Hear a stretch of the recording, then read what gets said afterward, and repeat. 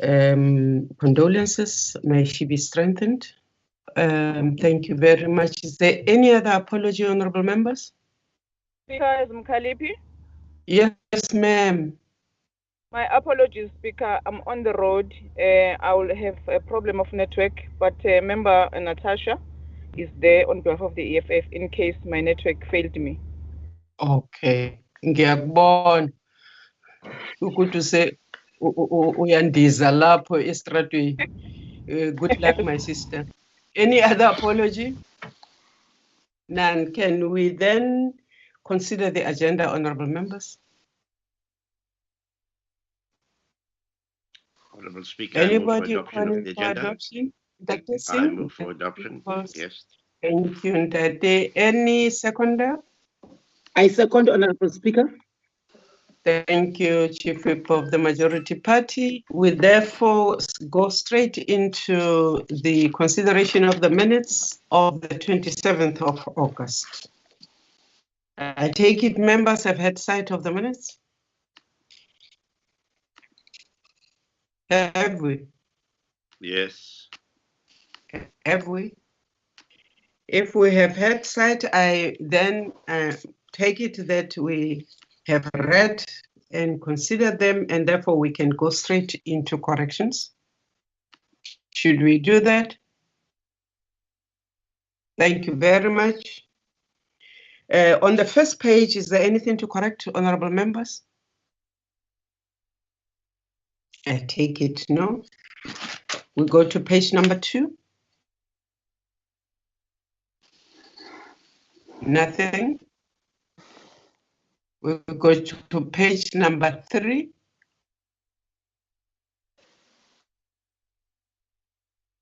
Nothing. We'll go to page number 4. Page number 4, yes.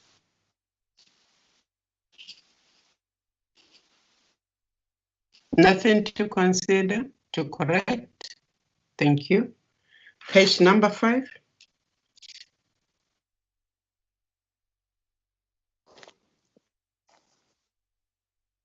Page number 6.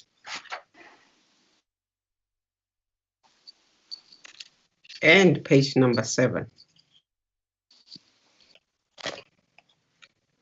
The minutes, I suppose, are correct. We have no corrections. Can I put them up for adoption?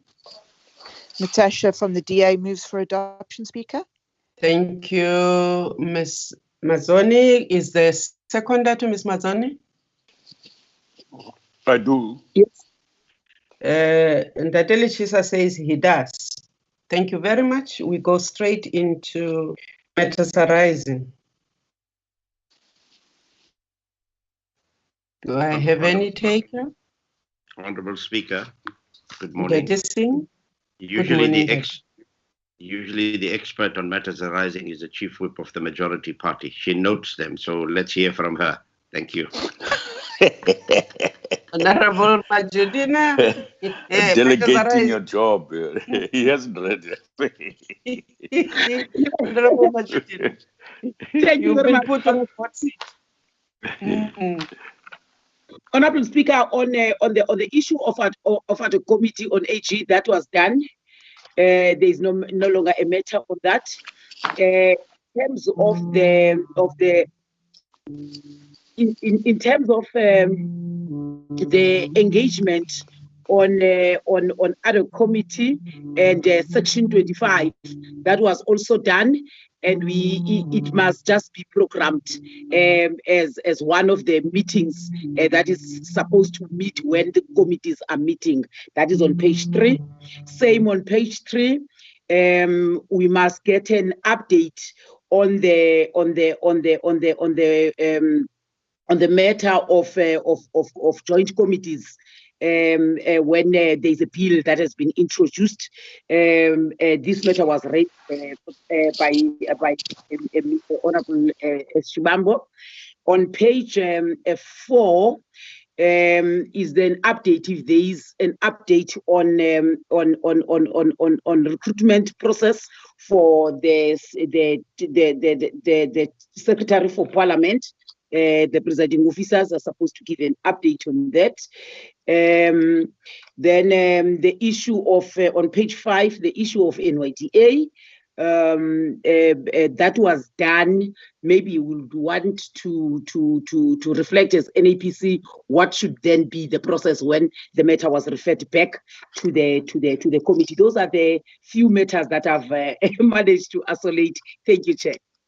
Thank you very much. Dr. Kaso, I hope you've been noting all those matters. Can we take the first one? Speaker, I also have a few issues that I'd like to... Thank you so much, Speaker. Dr. Kaso, please note them. I am noting, Madam Speaker. Thank you. Okay. Member Tony, please take the floor. Speaker, while Mr. Kaso notes, could we also have a report back regarding the Parliamentary Budget Office and where we stand now? Because it is rather disturbing that we do have an absence in the particular office, the Parliamentary Budgetary Office. Also, Speaker, if we can find out from Mr. Kaso, at what point are we going to have a non-acting Secretary of Parliament, in other words, a permanent appointee? Because all of these matters affect the way parliamentary operates. And I noted that yesterday the committee, the Joint Committee on Parliamentary Finance was postponed yet again. So this committee hasn't met for a disturbingly long time. And I think that it's something that as the programming committee, we need to really put our foot down on strongly now, because this particular issue has been dragging on for far too long. And we need to know when we can expect some kind of closure in that regard. Also, Speaker, in regard to the appointment of the Secretary to Parliament. Yes, and regarding the board of directors for the Parliamentary Budget Office, we know that there has to be a director appointed. So at the moment, the directors are working on a rotational basis. So I think we need to get some finality on that. And then, Speaker, in terms of the operations of Parliament, I don't know if this, because it was discussed in the minutes, so it would be a matter arising, but it would also be a programming issue where we decided on the fact that we would increase the number of members that come to Parliament and also the number of members that come to committees. But what I think the programming committee, and Mr. Kaso would obviously lead us in this, is discussing stakeholder attendance as well as attendance of the media. When are we going to be allowing people back onto the precinct, and how are we going to deal with members of the public coming to Parliament or committees, stakeholders coming to committees, and members of the media? Thank you so much, Speaker. Thank you, ma'am. Can we start off with those and ask the other members to just hold on until we've addressed the points raised by the two honourable members? Dr. Kaso? The first one. Thank you, Madam Speaker. Indeed, the Section 25 motion was done in the House, and the date was the time for that committee was extended. And secondly, as Chief Whip had indicated, the matter of the AG, the committee will be ready to report the matter when we get to the program. Is being proposed for scheduling for the 20th of October. Then the issue also that was raised relates to committees of the House conferring, or committees of the two houses conferring. Madam Speaker, following the letter by the Honourable Shivambu and your response to the letter, we obtained a legal opinion which has since been circulated, sent to all the honourable members of all the whips, let me put it that way. And in essence, the legal opinion seeks to clarify what is permissible and what is not permissible when committees confer, especially committees from the two houses, NA and NCOP. And ma'am, without getting into the detail of the legal opinion, but in essence, the legal opinion is outlining the different stages of a bill, which entail informal discussion, briefing by department, consideration of public comments, that's around the informal stage, and adoption of a motion of desirability. When a committee says we think it is desirable to deal with this bill, and invitation of further public comment, and deliberations by members, taking into account proposed amendments and comments and proposals received from submissions, and formal consideration of the bill. And the opinion indicates that at the level of the informal discussion, it should be possible for committees of the two houses to confer. By the moment the proceedings get to the formal stage, formal consideration of the specific clauses of the bill, then it would not be permissible for the NA and NCOP to sit together, because in terms of the Constitution, the bill must go through the two houses, either start in the NA or start in the or in the NCOP. Ma'am, in essence, that is what the opinion is saying, and as I indicated, the opinion has been sent to the honourable members, and I would like to stop there for now. And the matter has been raised about the budget office. I will respond just to the extent of what is happening at the moment in that office. The deputy directors have been appointed to act on a rotational basis. So we now have an acting director in the budget office, and we will have that scenario until the director is appointed, just to close the gap that was there before. And the next one, Madam Speaker, even though it was not raised, that I would like to just mention, the committee had asked, or Speaker had committed that he would write to the Minister of State Security to ask that department to prioritize vetting that relates to either appointments that Parliament is dealing with, and Speaker did indeed write to the Minister of State Security and asked the Minister of State Security to prioritize matters from Parliament. And the second one, ma'am, related to written responses by the Deputy President to the questions that were outstanding. That has happened. The responses were submitted by the Deputy President. The matter of non-members and broadly stakeholders attending proceedings in Parliament, we request that we be allowed to come with a submission next week on that, Madam Speaker, in terms of how that matter will be dealt with going forward. I'm sure the ASTP, Acting Secretary to Parliament, will be able to speak to the matter of the Secretary to Parliament. Thank you, Madam Speaker. I think that is where I would like to stop at this point. Thank you. Thank you, Nkate. Are there any comments on what has been put to you, Honourable Members, thus far? Honourable Speaker. You are fine, Ndate Singh? Honourable Speaker, it's Singh. Honourable Singh, yes. Yes, Honourable Speaker, I think I did read somewhere that the committee is responsible for interviewing for the PBO director had concluded its work. I stand to correction. And if they have, then perhaps that comes to the House. But that's what I read somewhere in one of the Parliament information media things that they sent out. They have indeed. I am to consider the report. I haven't seen it, but I do know that they have been following all that process, and I hope that we'll soon report to the House. Speaker? Is there any other issue that we have not responded to, honourable members? Speaker? Yes, ma'am. Ma'am Kalipi. Yes, I'm not sure, Speaker, if it's reflecting on this minute, but I remember when I also raised the issue of NYDA before we break for the recess. Can we get an update in regards to NYDA? Yes, indeed. And also, I think it was reflected in Date Kaso from the Impotsitsika Chief Whip of the Majority, the NYDA.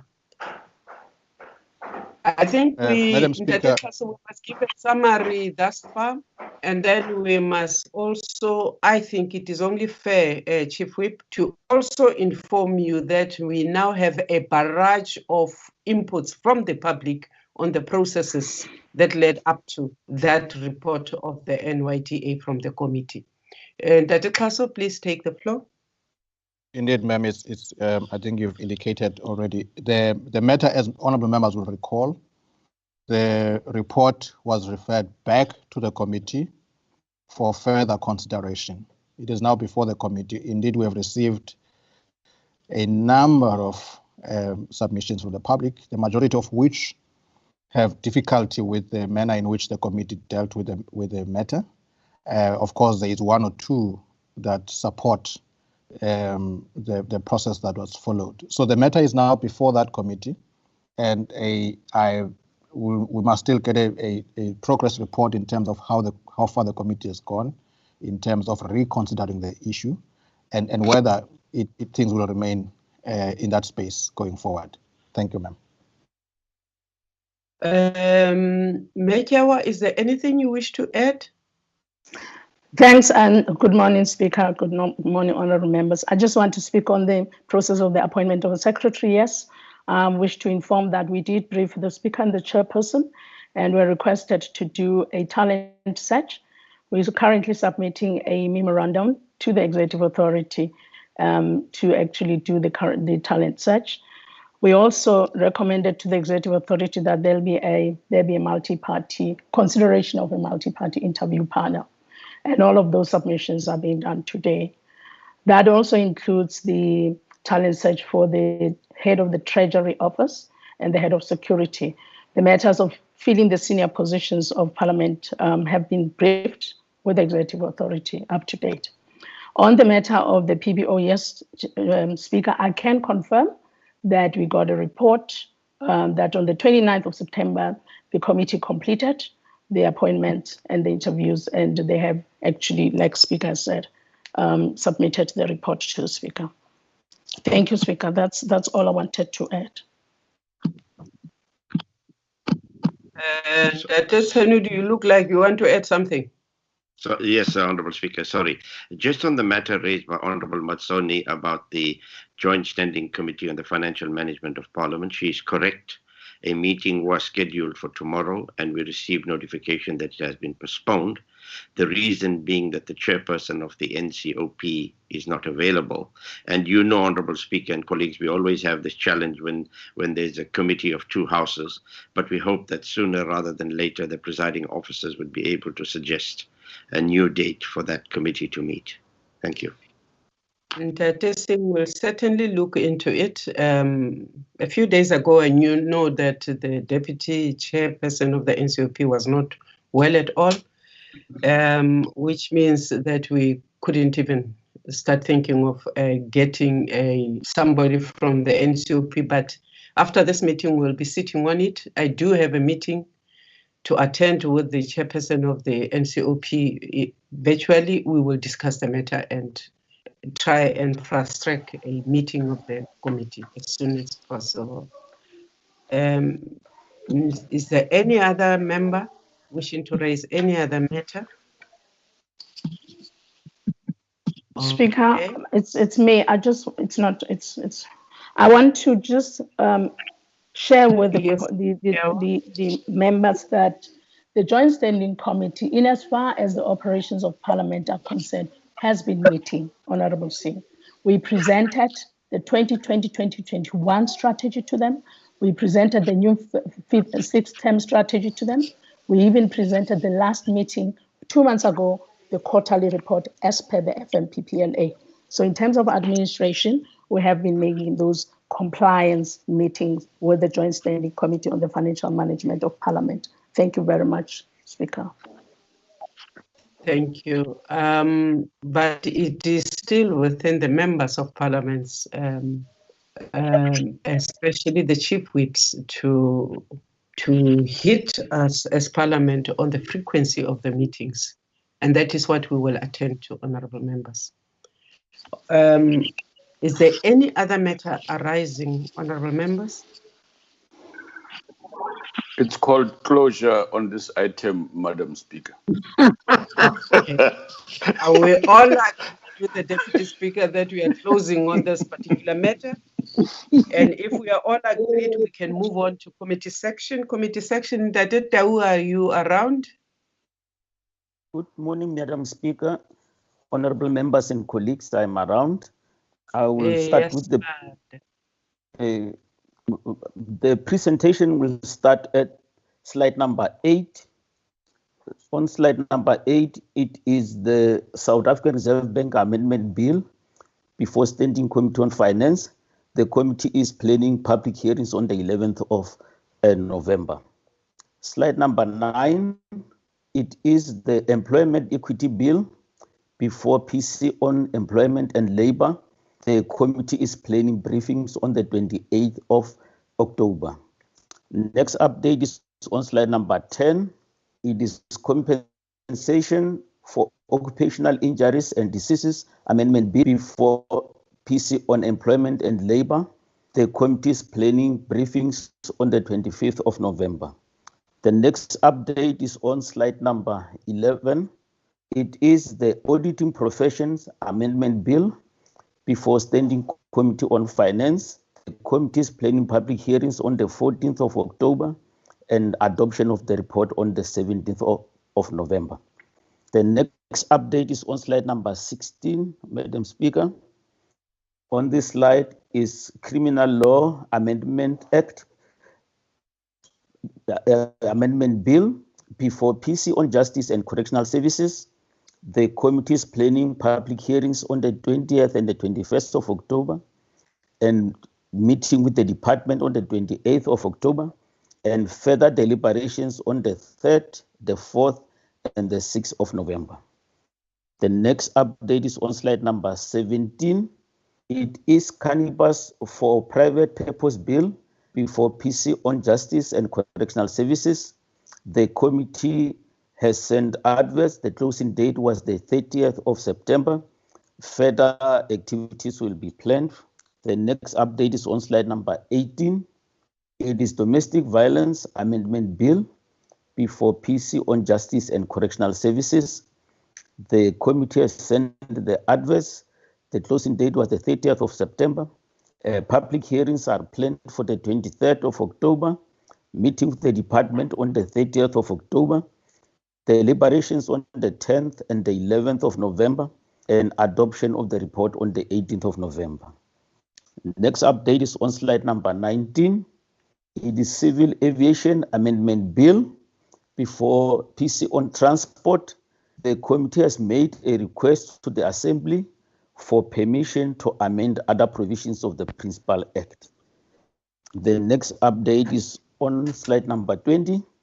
That is a Copyright Amendment Bill before PC on Trade and Industry. The committee is having deliberations on the 8th, which is today. Next update is on slide number 21. It is Performance Protection Amendment Bill, also before PC on Trade and Industry. The deliberations are also held today. Next update is on slide number 24. It is Upgrading of Land Tenure Amendment Bill before PC on Agriculture, Land Reform and Rural Development.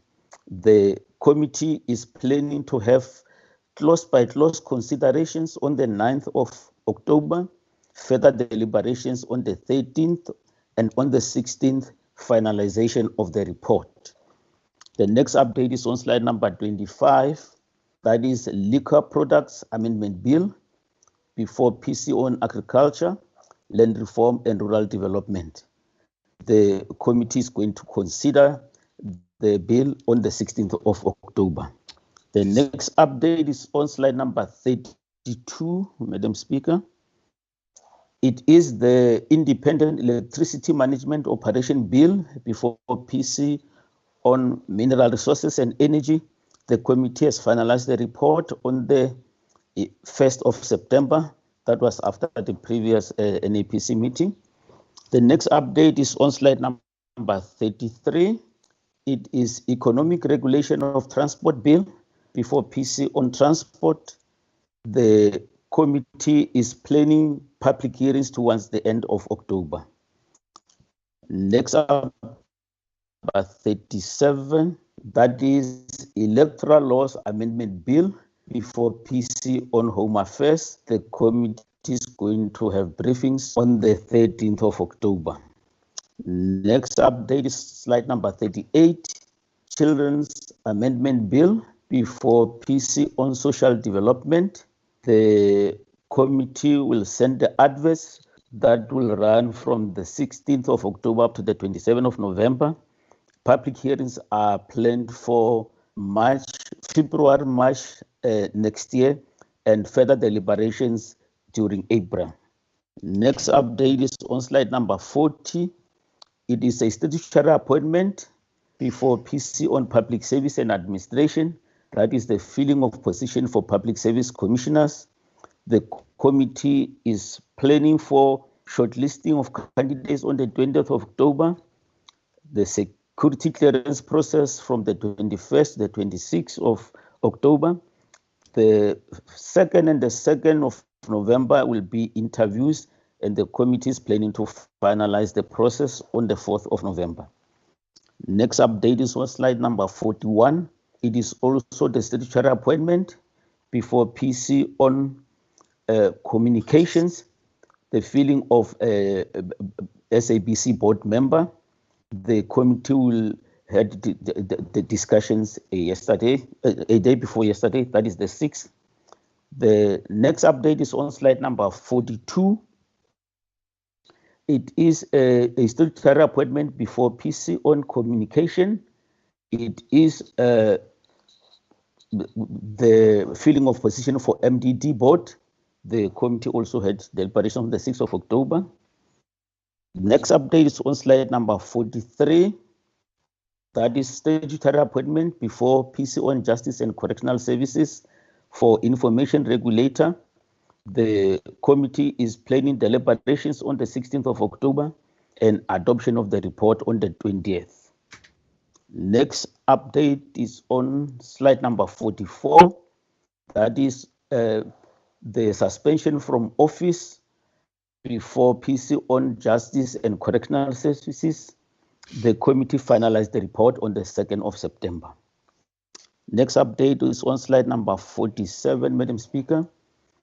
That is also the statutory appointment before PC on Social Development, Central Drug Authority. The committee is planning interviews during the period 27 up to the 29th of October, and deliberations on the 4th and adoption of the report on the 5th. Next update is on slide number 48. That is the determination of salaries for Financial Fiscal Commissioners before Standing Committee on Finance. Committee is planning briefings on the 25th of November. Next update is on slide number 49. The appointment, the ad hoc committee to appoint the Auditor General. The committee is planning further deliberations on the 13th of October and finalization of the process on the 19th of October. The next update is on slide number 50. That is the appointment of the Director for Parliamentary Budget Office. The interviews were held on the 29th of September and completed. I can report here, Madam Speaker, that what is left is to get the feedback from the state security about the security clearance of the candidates. The committee is planning to adopt the report on the 13th of October, subject to the receipt of the security clearance of the interviewed candidates. The next update is on slide number 51. That is international trade agreement before PC on mineral resources and energy. The committee is planning consideration of the agreement on the 13th of October. From slide number 53 to 57, Madam Speaker, it is petitions that are before PC on COCTA. The deliberations on the 6th has been postponed. The petitions affected are the following. That is the Litsitele Town, Ward number 23 in Tzaneen. And on slide number 54, we show that another petition that was affected is Naisna United municipality. The petition is from Naisna United with regard to Naisna municipality. My apologies. Slide number 55. It is a petition from Freedom of Religions of South Africa. And slide number 56. It is the petition that is coming from the Bambai, Mamba, and Brooks Farm in Mauti in Ward 52 in KwaZulu-Natal. And then the last petition that is affected is the Jemiston Eguruleni residence petition. The last petition, it's before Standing Committee on Finance. It is from Mr. Maponya. The petition is with regard to the PIC. After receiving the legal advice on the 17th of September, the chairperson wrote to the petitioner indicating that the matter is in the hands of the court, but the chairperson indicated that the committee will, however, deal with this matter in the course of its oversight work over the PIC, and already the committee is having engagement with PIC on the 25th of November. This concludes our presentation, Madam Speaker and honorable members. Thank you. Thank you, Ndadito. Honorable members, any comments? Seems to me, Natasha. Mayor Mathoni, please. Thank you very much, Speaker, and thank you very much for the comprehensive report. Speaker, I'm very well aware that there is an ongoing court case with the public protector, but do you have any indication for us as to when and if that panel that will be established by Parliament in terms of investigating the motion of no confidence will be established, or do you in fact have to wait for the court case to be finalized? Because I don't see that any allowance being made for that particular panel to begin its work anytime soon. So I'm just wondering if we have to wait for the court case before Parliament can do anything about that. Thanks, Speaker. Dr. Kaso, you can help me about the legal one, but I do know that we have had to relook, and that I'm looking at another submission. Mayor Mazzoni, what delayed the finalization of the panel was that we had to be very thorough, look at all the candidates and ensure that no candidate will be used to discredit whatever outcomes the panels will come through. We also had those who did not have any issues which we thought might jeopardize the ability of the public to see that it was a fair panel. Most of them, what we couldn't pick up, came back to us to say, look, I'm involved in this and that matter, which affects in this way or that way. And therefore, we had to restart the process all over. I'm sure you are aware. But in that case, do we have to wait for a court decision to continue? Because we do have the latest recommendations on the panel in front of me. Ndade Kaso? Madam Speaker and honorable members, we've been advised that we do not need to wait for the court process to be concluded. And so the intention is to proceed with the matter, unless the court, when the order comes out, then directs us to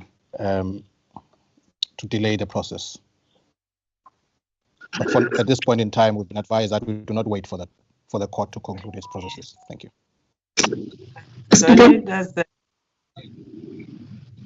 Speaker, thank you very much indeed to you and Mr. Kaso. It does indeed answer my question. Thank you, Speaker. Thank you. Thank you very much, Honourable Speaker. Let me also thank the comprehensive presentation from committee section. There are a lot of public hearings that are going to be conducted during this period of the fourth term. How I wish we could come up with clear guidelines on these public hearings in taking into consideration that we are on alert level 1. So we are no longer constrained as it was. So, but we need a common guidelines. How many people are expected in each, so that we are within the regulations and not flout the regulations, because those public hearings, given the gravity of those bills, are very much important. So I want to request that let Parliament develop those guidelines for public hearings, taking into consideration the gazetted regulations. So the second one, Speaker, is the prioritization of certain bills that must be done by December when we rise. One of those I want to really propose is that those that are dealing with domestic violence amendment must be part of those prioritized. If in our next meeting we can get packaged a prioritization of such bills. Then on the last one is on petitions. I don't know whether majority of petitions comes from Ekurhuleni, that each and every time it's about Ekurhuleni. You don't see a spread of these petitions. Is it because there are no other petitions except from Ekurhuleni, or there's a certain biasness in terms of selecting those that are coming from Ekurhuleni about municipality and ESCOM and birds and dogs and cattle? Can we be clarified? Are there no other petitions? Because I've raised this thing about petition and the spread, to geo-spread in terms of attending to those petitions. Thank you very much, Speaker. Thank you very much. Dr. Kaso, is there no spread on the petitions? What happens there? Madam Speaker. But I want from Limpopo, Madam Speaker. Do you remember the cases that were misbehaving? Yes, Ma'am Kalipi. Yes. May I proceed, Madam Speaker? You have the floor.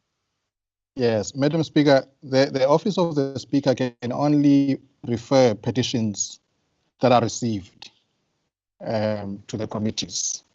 So these petitions that the Honourable Chief Whip has referred to would have been submitted by members of Parliament, most of them, in relation to that area, and Speaker then refers them to the relevant committee.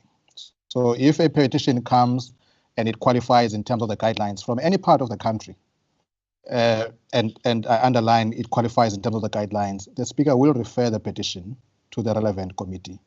But Speaker also gets a lot of submissions from civil society, individuals.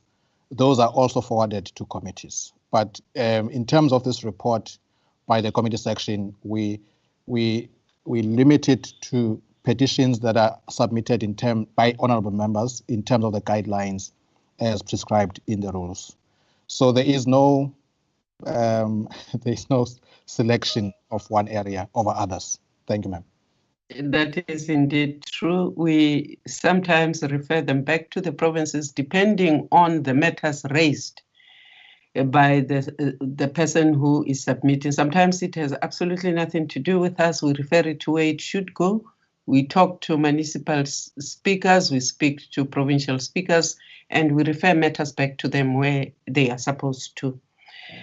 Is there any other matter we are leaving out on this particular item, members? Madam Speaker, there's a hand, but the hand does not have the name of a member. Yes, I see it, but I can't. Is there any other member who's raised a hand? I think it's Honorable Papo. Honorable Papo, have you raised your hand? Yes, I'm avoiding to scream on the platform. Please don't scream. Just talk to us. The issue I wanted to raise, that last time we discussed petitions and member Mkhalipi was complaining. We also said that almost all the metros have petitions committees, legislatures have petitions committees, but we don't have a petitions committee in the NA. We have it in the NCOP. Is there an intention to have a joint petition committee because sometimes I get a sense that the portfolio committees feel that we just burden them with petitions. I'm a bit unclear, because as you say, you just then said we refer them back. Now, if members bring petitions to the House, I mean to yourselves, when there are petitions committees, because we also pick up petitions in our constituency work, but we direct members of the public to municipal petitions committees and to the provincial petitions committees. But it seems that some of the members bring them there. Obviously, it's not irregular, but my sense from what Member Mkalipi was saying is that some of these petitions have to be dealt with at the municipal or provincial level. But unfortunately, they are, as you say, they are brought by members there to the NA. Ndate Papo, I've tried to actually say what you are saying on a number of occasions, that for me, it's almost like members are double dipping when they themselves bring petitions. But I think we do need to have a sit down on this matter. You are right. The NCOP has a petitions committee. What then happens in the NA is that we look at those matters which can be dealt with by a committee, which is responsible, for instance, to take those matters there. And when a petition comes to Parliament, I take it that the petitioner is desperate. It is the last port of call. Sometimes they talk to us about matters which are in front of the court or are with the public protector. We write back as politely as possible. We guide, we send them back. Sometimes a petition might be about a municipality, but that petition cannot be handled by the municipality itself because the complaint is against the municipality itself. And therefore, we really try to apply ourselves, because for me, it is when a citizen approaches, it is not because they have nothing else to do. It is because there is a shoe that is pinching that must be addressed. But I do think that the National Assembly, we do need to very scientifically, without any hard feelings, come back and sit down and deal with the issue of petitions. Which ones do they come to us? Which ones must be referred where and whatever? Because sometimes I get personal correspondence insulting me for not having attended to a petition. Only when we start following up on what this person is saying do we find out that in fact the petition was not even officially launched with us. It came in, it was lodged somewhere, it got lost somewhere in the corridors of Parliament. So I do really want to agree, Linda Papo, we need to clean up the spaces and the petitions in Parliament, and then map out a process which will either have a parliamentary petitions or refer them, redirect them back to the NCOP, because they do have a formal structure. But let us talk about it when we do have time to just look at it. Maybe before we rise for this year, we must just put a meeting aside where a few of us from different parties, we can sit together and say, how do we want to deal with this into the future? Thank you, honorable members. I suspect that this was the last we wanted to say on this particular item. Can we move on to the Bill's Office report? Dade Bello Ding. Thank you. Good morning, Honorable Speaker, honorable members and colleagues. Yeah, I see Dade Bello is wearing a dress today. Metobile, you are welcome. Thank you, Honorable Speaker. On our report today, on item A, there is one bill on NA order paper for consideration of report, which is the Independent Electricity Management Operator Bill. And on bills before NA committees, we will only report on the highlighted bills, which is from number 25 to 29. These are the 5 bills that we indicated in our last report that they were going to be introduced before the 4th of September. And on number 30, we've got 1 bill. Can somebody be moving your slides, please? Is there somebody who's helping you, Metobile, with your slides? Yes, Yes, ma'am, Honorable we are Speaker. attending to that. Okay, thank you. Thank you, Honorable Speaker. I was saying on number 25 to 29, we've got 5 bills that were indicated in our last report that they were going to be introduced before the 4th of September, as indicated in our report. And on number 30 is one of the 3 priority bills that were still to be approved for introduction. So one of them was the Electoral Laws Amendment Bill. It has already been introduced. And the Bills Office have sent 4 bills to the President for assent. They are the Judicial Matters Amendment Bill, Prescription in Criminal Matters, and the 2 Disaster Management Tax Relief Bills. That's all we have today on our report. Thank you, Speaker. Thank you, ma'am. Honorable members, there's the report. Do I have any comments? Hapana. Asante. Can we move on? Metroville? Madam Speaker. Yes, Ndati Council. I just want to check from the legal services if there is any report on bills with constitutional court deadlines. Good morning. Yes, there is. Yes, ma'am, take the floor. Thank you very much, Speaker. If I may ask that the presentation, the PowerPoints be placed up. Thank you very much. Good morning, members and Speaker.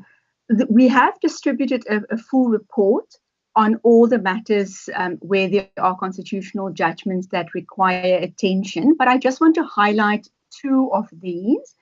The one is the Correctional Services Act.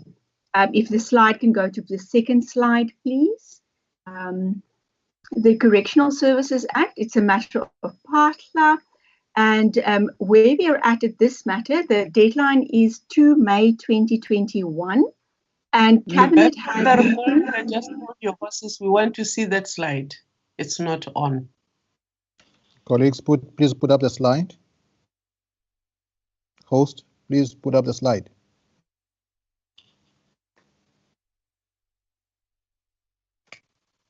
Did the host get the slides?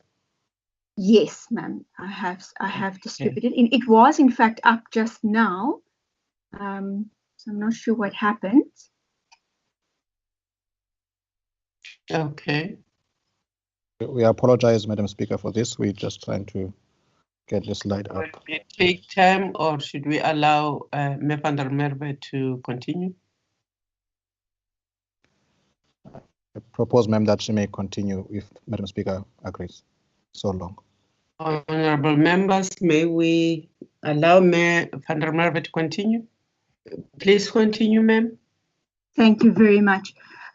I will give a little bit more speaking, seeing as the slide is then not up. So the first matter is the Correctional Services Act, and it deals with the matter of PATLA versus Minister of Justice. There is a reading provision that applies during the period of suspension, but the order lapses through May 2021. So it is one of the priority matters. And we have received confirmation from the Department of Correctional Services, or rather the portion that deals with correctional services, that in fact the bill was before Cabinet, and Cabinet has approved the submission of the amendment bill to Parliament. So we trust that will be with Parliament very soon. And then the other matter is the Divorce Act, which deals with the case of Holomisa versus Holomisa. There, the suspension order lapses this month, the 22nd of October. But the Judicial Matters Amendment Bill dealt with this court order. It was passed by both houses. The NCOP passed it on the 3rd of September, and it has been sent to the President for assent. And those are the only 2 matters that I wanted to raise and just highlight. Thank you very much. Thank you very much. Ndatu Swartz, are you okay? Good morning, Speaker. Good morning, colleagues. I just wanted to comment on those two bills. The one is the Correctional Services Bill. We would like, obviously, from all of our perspective, that it should come to Parliament as quickly as possible, given that the Justice Committee is dealing with a number of bills, in particular the GBV bills that are prioritized. And if the cutoff date is the 2nd of May, and there's a read-in provision that only applies during this period of suspension, that will have to go through both houses by May next year. So I would urge that we should see whether we could get that bill at least tabled before us so that we can invite public hearings. The second issue of the Divorce Act, which has now been dealt with by the Justice Committee and has been passed through both houses, 22nd of October is just around the corner. And I'm not sure to what degree, Speaker, we can urge the President's office to look at that, because the read-in provision lapses on the 22nd of October. So there are implications for that. And I'm sure that just, thank you for that, Speaker. Thank you. We take note. We will see how we jog and push for the presidency to remember the deadline and to act within the confines of the time. Is there any other member on this report? None. Thank you very much, Mayor van der Merwe. Can we then proceed, honorable members, to the draft parliamentary program?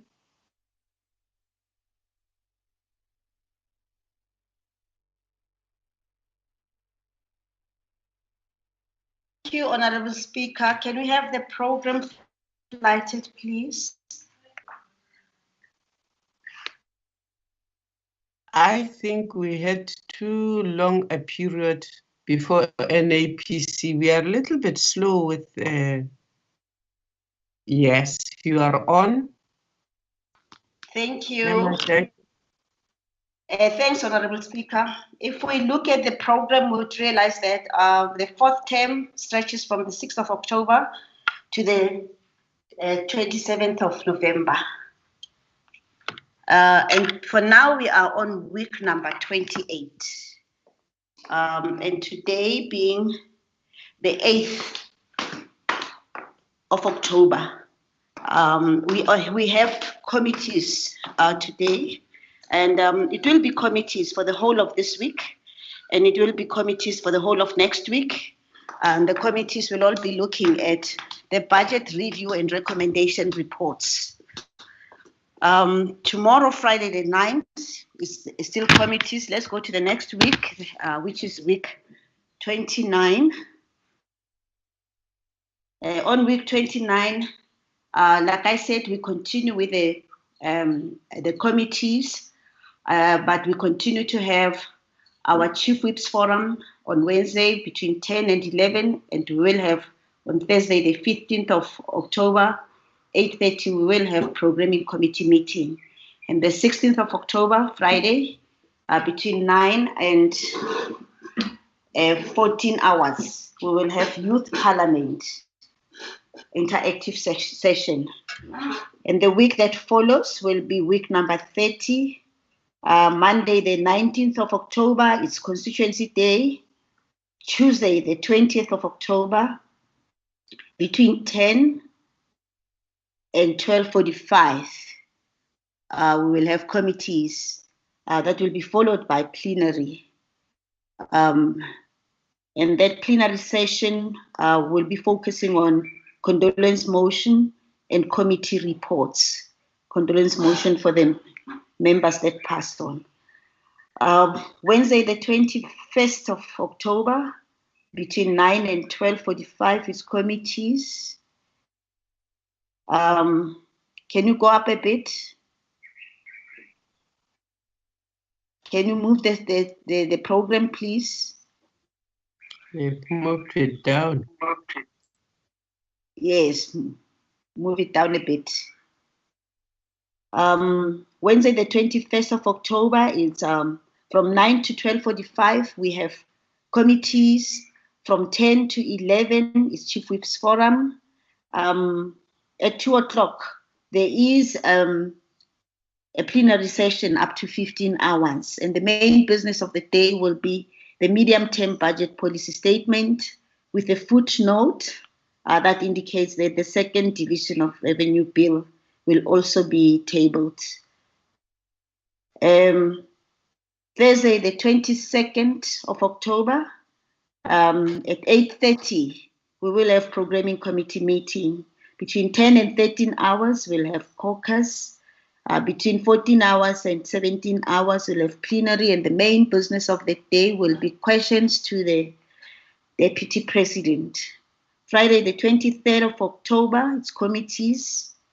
The week that follows is week number 31. That has Monday, the 26th of October as Constituency Day.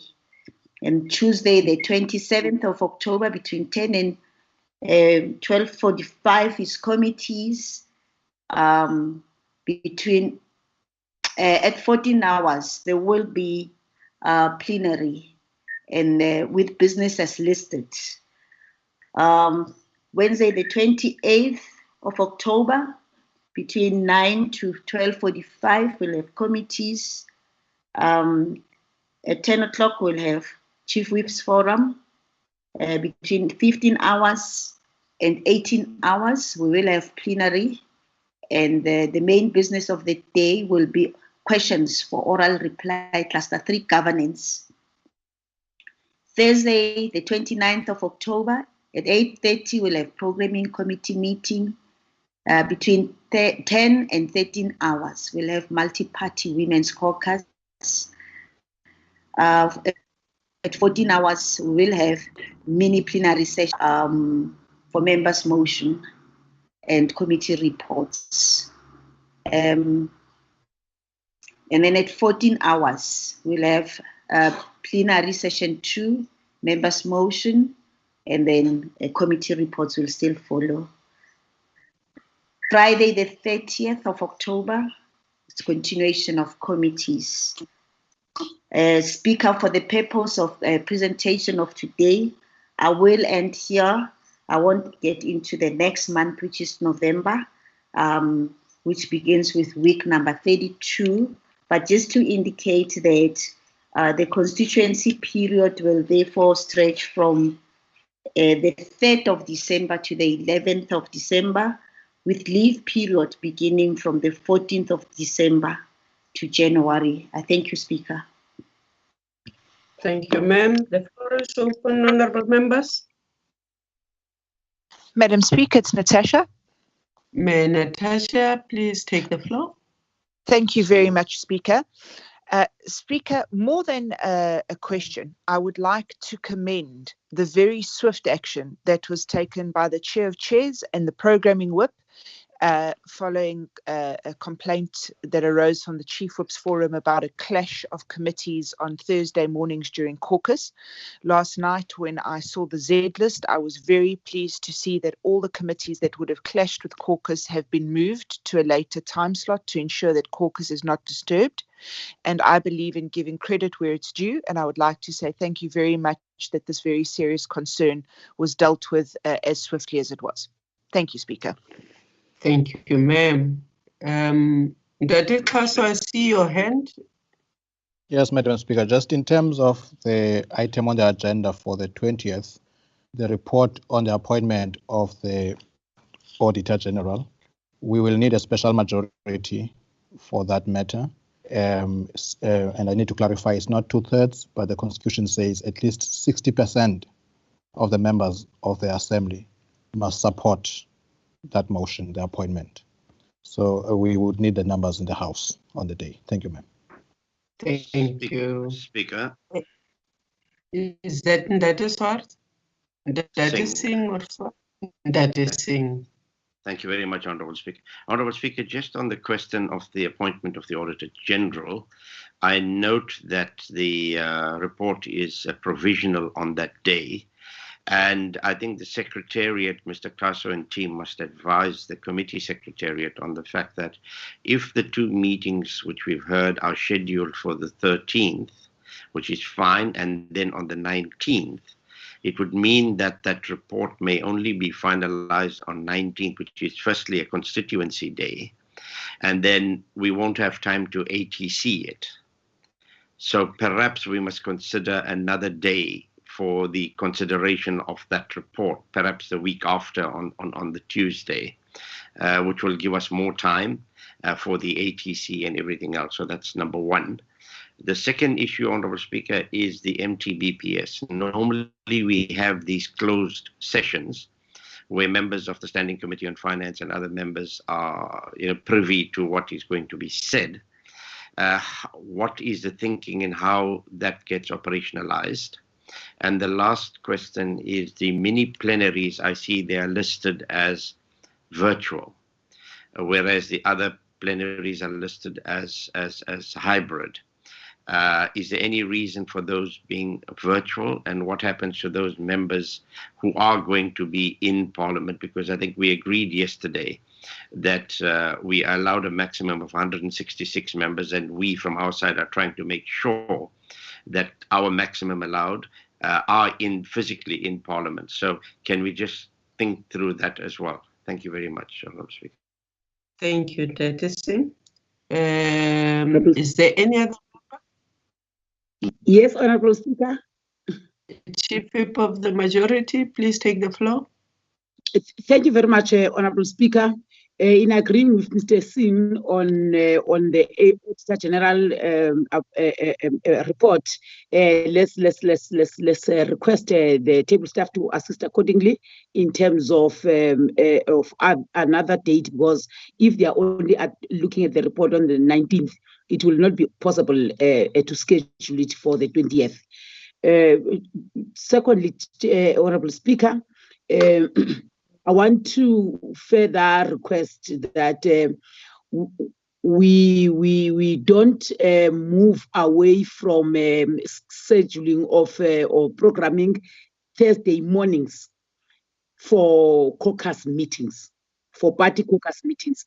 We agreed also in the Chief Whips Forum that 3 Thursdays are for caucus party caucuses. But 1 Thursday in a month is a multi-party women's caucus. And I appreciate that. I see it reflecting also on the 29th. And my appeal is that all parties must allow members of women's caucus to attend multi-party women's caucus. Those are they're discussing matters that affect women in Parliament and women in general. So it's very much important to give life to that multi-party women's caucus, and not other parties must not schedule their party caucuses when that date is put aside for multi-party women's caucus. Lastly, Chair, I want to request from presiding officers that if there are certain programs that need members of Parliament, that needs our members, at least that those events and activities must be programmed. On the 6th and 7th, our members received the invitation for a sectoral planning, a big conference. When you look at the speakers and the content, it's a beautiful one, but we did not know about it. It was also not in the program. It's 6 and 7. We had committees doing their business, but that program that is led by the presiding officers is not even on the program. So I want to request that if there is a need, that there is a program that needs members, that is a parliamentary program on sectoral matters, let it be put on the program like we did with the Youth Parliament, like we did with the Women's Parliament. So if there's any other, let it be put on the program, Chair, for us to be able to support it and participate fully in that. Thank you very much. Thank you. One of the things that we will be discussing with the chairperson of the NCOP is precisely that matter. Any matter which uses any resource of Parliament, we should be able to give a detailed report on and to allow any other member to participate as freely as they can in it. So I would want to ask that we be given a chance to consider this matter and to come back to you with a full report, Chief Whip, on these matters of sectoral parliaments. We have been getting reports that sometimes we really are tempting you at the Chief Whips Forum. We apologize for that. We wish to come back, discuss the matter, clarify things, and make sure that we move on the same understanding into the future on this matter. And Dr. Castle, I saw your hand up. Yes, Madam Speaker. Madam Speaker, in relation to mini plenaries, we have been informed, Honorable Singh, that at this point in time, only the NA chamber and the NCOP chamber are able to host hybrid sessions. So we are not able to do mini plenaries in hybrid sessions if there's more than one mini plenary. Obviously, if there's only one mini plenary, that can be in the NA chamber. So that is why, for now, as we did with the budget votes, when we did the special adjustment bill, we recommend that the mini plenaries be virtual, fully virtual. Thank you. Thank you very much. Is there any other matter we have not responded to? Honourable Speaker. Yes, Mema Jadina. Not that you have not responded to this matter, but I just want to emphasize that in the Chief Whips Forum yesterday, we agreed that we are going to keep the social distancing in plenary. We further endorsed hybrid session to continue during this fourth term.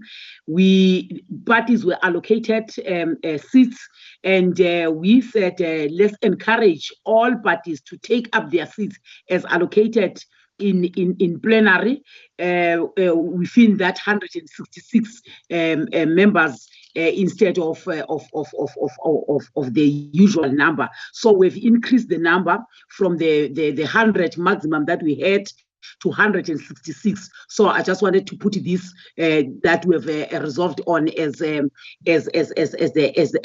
Chief Whips Forum. We further said members must also take into consideration not to risk their members with underlying conditions and comorbidities must strongly discouraged to come to Parliament. Thank you very much. Thank you, Chief Whip, for that. Honourable Speaker, members? sorry. Just one issue. One issue which you can report next week is the MTBPS closed session. Give us some thought on whether that's going to take place and how. Yes. And I think the issue of the AG, we've been Honourable Chief Whip of the ANC and I have canvassed that sufficiently for further deliberation. Thank you. Thank you very much. Yes, on Madam the Speaker, yes, Mazoni. Thanks very much, Speaker. Speaker, I see that as Chief Whips, we have all just received the legal opinion that was obtained by Mr. Kaso about the joint committee on finance that sat with the Standing Committee and the Portfolio Committee of Finance and how it will be taken forward. And I think it is important that as the programming committee, we do understand that that particular legal opinion indicates to us that they may not be a joint committee going forward, that only in terms of 2661 may they sit together, and that is when discussions are done informally. But as soon as the discussions become formal deliberations, the two committees have to separate, and that's how we ensure that we stay constitutionally aligned and that we go forward in discussing the MTTBS in alignment with the way the Constitution envisaged us discussing that particular document. So that legal opinion has come through to us. I see Cindy very kindly sent it through to all the Chief Whips. And I think, Madam Speaker, perhaps we should formally table it next week so that it's tabled as the legal opinion, so that we know that we are now legally compliant when it comes to discussing the Finance Committee and future budgets. Thank you, Speaker. Thank you very much, Mazoni. That has always been the understanding of some of us, that nothing precludes any member of Parliament to sit when the discussions are informal. but that as soon as they are formalized, every house has its own responsibility and its own constitutional responsibility to carry out, and that decision must actually come out of that house. And as we are structured, the way we arrive at decisions, the NA and the NCOP, is sometimes not even the same. The processes of the NCOP have to take into considerations the provinces and the whatever, the mandates and whatever. So that, I think, it would be good for us to table, and so that all of us really begin to have the same understanding of how we arrive at things. Honorable members, is there any other matter we have not dealt with? The Ndate Kaso, there was a matter raised by Ndate Singh on the closed sessions which the finance committees usually have, whether we can take that away from them because of this COVID. I keep on wondering whether it would help them, Ndate Singh, if they ran to Teams, because Teams is better secured than Zoom, for instance. But that is something that I think we must go and investigate and come back onto, because it is very crucial that the members of those committees are not caught off guard when the announcements regarding their portfolios are made in the House. So we'd have to go a little bit into that in Ndate Kaso Mekiawa and look at how we can just help facilitate that process is not done away with. Is there any other matter, honourable members? Ndate Kaso? Yes, Honourable Speaker. Yes, Honourable Speaker, on the matter of youth interactive session, we agreed as Chief Whip's Forum that as we discussed the matter of the regalia of guests, we endorsed it yesterday to say the guest must not be banned in terms of wearing what they want to wear when we've invited them. The only members that must adhere to rules of parliament are honorable members, but the guests, be it youth, workers, women, they must be allowed to wear their party regalia as they wish when they attend the sectoral meetings that we've invited them to. Secondly, on the issue of interviews for committees, we said when we were on level 3 and 2, there was a temporal arrangement that was done that members or committees that are conducting interviews should meet somewhere in Gauteng because the flights were limited and we're still on that particular level. But now we're saying because we're on alert level 1, let's encourage that all interviews must no longer be in hotels. Interviews must be in the parliamentary precinct. We have committee rooms that are ready for that. So let's do away at the moment with the temporal arrangement of hotels in Gauteng. Thank you, Speaker. Thank you very much, Majority. I don't think we want to argue with that. Ndate Kaso, is there anything else? No, ma'am. Nothing else, Madam Speaker. Thank you, Madam Speaker. Okay. I don't really want to speak about this as an item 9 issue, but I think that as public representatives, we really need to start looking at what is happening in our towns and in the country. Honorable members, we can't allow for racial tensions to escalate.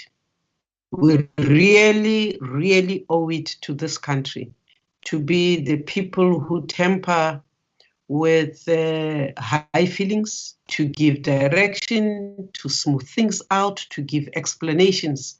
So that would be by way of me saying that public representatives, be on your toes. I don't think what is beginning to happen in this country is good. I don't think any of us want to see any escalation of racial tensions. So we need to begin to really preach and fight for South Africa and South Africa to survive on all of these things.